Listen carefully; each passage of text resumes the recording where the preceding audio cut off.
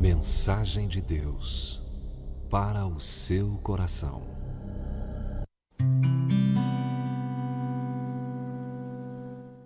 E disse-lhes: não vos pertence saber os tempos e as estações que o Pai estabeleceu pelo seu próprio poder. Mas recebereis a virtude do Espírito Santo, que há de vir sobre vós, e ser-me-eis testemunhas, tanto em Jerusalém, como em toda a Judéia e Samaria e até aos confins da terra. Todos estes perseveravam unanimemente em oração e súplicas com as mulheres e Maria, mãe de Jesus, e com seus irmãos. Gente, eu li Atos capítulo 1, o verso 7, 8 e o versículo 14. Esse capítulo aqui fala justamente quando teve ali a ascensão de Jesus aos céus. Ou seja, diz aqui Atos capítulo 1 também, verso 1. Fiz o primeiro tratado, ó Teófilo, acerca de tudo que Jesus começou, não só a fazer, mas a ensinar. Até o dia em que foi recebido em cima, depois de ter dado mandamentos pelo Espírito Santo aos apóstolos que escolhera, aos quais também, depois de ter padecido, se apresentou vivo com muitas e infalíveis provas, sendo visto por eles por espaço de 40 dias, e falando do que respeita ao reino de Deus. Então aqui a gente é narrado aqui justamente quando Jesus, durante 40 dias, ele continuou aparecendo a grupo de pessoas após a sua ressurreição, e ali ele deu instruções, mandamentos aos apóstolos, que estavam ali recebendo aquelas instruções para que eles prosseguissem a caminhada, para que eles prosseguissem anunciando o reino de Deus.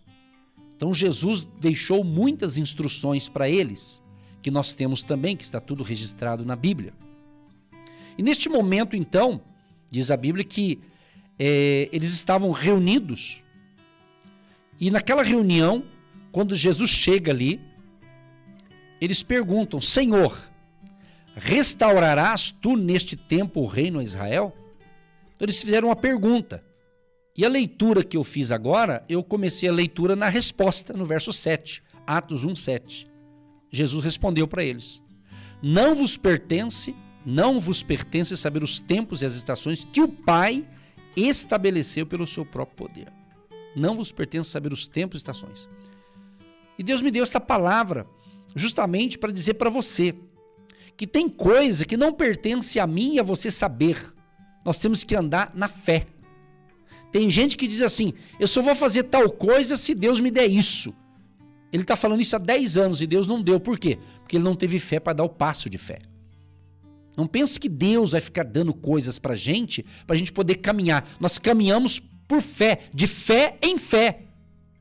Então Deus não fala tudo, Deus não mostra tudo. Você tem que ter fé de caminhar com Deus. Então aqui o pessoal queria saber. Ele falou: ó, nesse caso que esse não pertence saber tempos e estações. Não pertence. Isso aqui é com o Pai. Ele está falando isso aqui com o meu Pai, com Deus. É Ele que sabe. Ele que sabe. Então, meu amado e minha amada ouvinte, quem sabe você está aí atribulado do coração por causa dessas coisas. É aquela famosa pessoa que quer, ele começa, ele vai em um lugar, ele vai em outro, ele vai em outro, ele vai em outro, querendo que Deus fale, que Deus dê resposta, que Deus dê sinais. Deus até utiliza esses métodos algumas vezes, mas é perigoso. É perigoso quando você está confuso e começa a pedir resposta para Deus te dar resposta de várias maneiras, como se Deus fosse até obrigado a fazer isso. Eu não estou aqui defendendo Deus. Deus não precisa de defesa, Ele é todo poderoso, né? É a gente que precisa, né? Mas eu estou instruindo você, porque às vezes muita gente, muitos filhos e filhas de Deus estão perdendo tempo com certas coisas e esquece do principal. Certa ocasião, Jesus, ele estava ali na casa de Marta, ele visitava muito a casa ali de Marta, Maria e Lázaro, nossa família que ele amava demais. Então ele estava em uma ocasião ali, e diz a Bíblia que Marta e Maria o recebeu com alegria. E Jesus começou ali na casa delas. A Bíblia fala que Maria se aproximou, se assentou aos pés de Jesus para ouvir os seus ensinamentos, para ouvir a sua palavra. E a irmã Marta, a Marta, irmã da Maria, né? As irmãs de Lázaro, Marta diz que ela andava distraída com muitos serviços. Então, Jesus não recriminou Marta necessariamente. Só que Marta também estava ali para ouvir Jesus, mas ela estava distraída. Então, uma pessoa distraída, ela não percebe as bênçãos de Deus. Uma pessoa que está distraída com as coisas deste mundo, ela não enxerga a luz de Cristo. Uma pessoa que anda distraída, ela pode sofrer um acidente, porque ela está distraída com outras coisas. As pessoas andam distraídas. Existem muitos filhos e filhas de Deus que estão salvos, que o nome dessa pessoa até está escrito no livro da vida, mas estão muito distraídos com as coisas desse mundo. Estão muito distraídas com tanta coisa. E tem gente que está fazendo tanta coisa e não está tendo resultado nenhum. Por quê? Ele está distraído com muitas coisas, mas esquece do principal. E quando eu esqueço do principal, eu vou ter desgaste. É muito desgaste emocional, é muito desgaste físico. Às vezes até a imunidade da gente baixa, porque estamos distraídos com tantas preocupações, muitas vezes desnecessárias. É o que Deus está falando com quem está interessado no assunto. Entendeu? Às vezes a pessoa está até no local de culto presencial, mas a mente dela não está ali, o corpo está ali. Mas a mente está em outro lugar. Ela está distraída. Isso são distrações. E o povo de Deus anda muito distraído. E perdendo o foco, perdendo a comunhão com Deus, perdendo a comunhão com Jesus, perdendo a comunhão com o Espírito Santo, porque estão distraídos. Andam distraídos. Tem gente que está tão distraída que nem está percebendo o que eu estou pregando, que ela está distraída. A mente dela está vagando. É corpo presente e mente vagando pelo mundo afora. Tem muita gente assim. Tem muitas pessoas. Aí não sabe por que a vida não vai bem, porque ela está distraída. Então, mas Jesus disse assim, aqui está escrito através de Lucas, né? Lucas está falando. Marta, porém, andava distraída em muitos serviços. E aproximando-se disse, Senhor, não te importas que minha irmã me deixe servir só? Dize-lhe, pois, que me ajude. Quer dizer, ela fez uma pergunta para Jesus. Irmão, preste atenção, meu querido e minha querida. Quando na Bíblia você lê pessoas fazendo perguntas para Jesus, ele dava a resposta. Às vezes ele dava uma resposta assim, na hora. Às vezes ele respondia com outra pergunta. Então Jesus tinha várias abordagens. Nesse caso aqui, a Marta pergunta, Senhor, não te importas que minha irmã me deixe servir só? Dize-lhe, pois, que me ajude. Ela pediu para Jesus falar para a irmã dela, ajudar ela. E respondendo, Jesus disse-lhe, Marta, Marta, estás ansiosa e afadigada com muitas coisas. Jesus falou isso. Marta, Marta, estás ansiosa por quê? Estás afadigada por quê? E Jesus, é claro, Jesus amava a Marta, Jesus amava a Maria, Jesus amava o Lázaro, claro. Ele amava tanto essa família que quando Lázaro morreu, diz a Bíblia que Jesus chorou. Está escrito em João 11, verso 35, se eu não me engano. Jesus chorou. E Jesus foi lá e ressuscitou o amigo Lázaro. Porque aquela família tinha intimidade. Essa é a palavra, intimidade. Aquela família, tanto a Marta, a Maria, Lázaro, aquela família tinha intimidade com Jesus.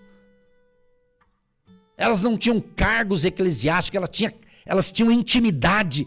A intimidade vale mais do que posição. A intimidade com Jesus vale muito mais do que posição ou cargos.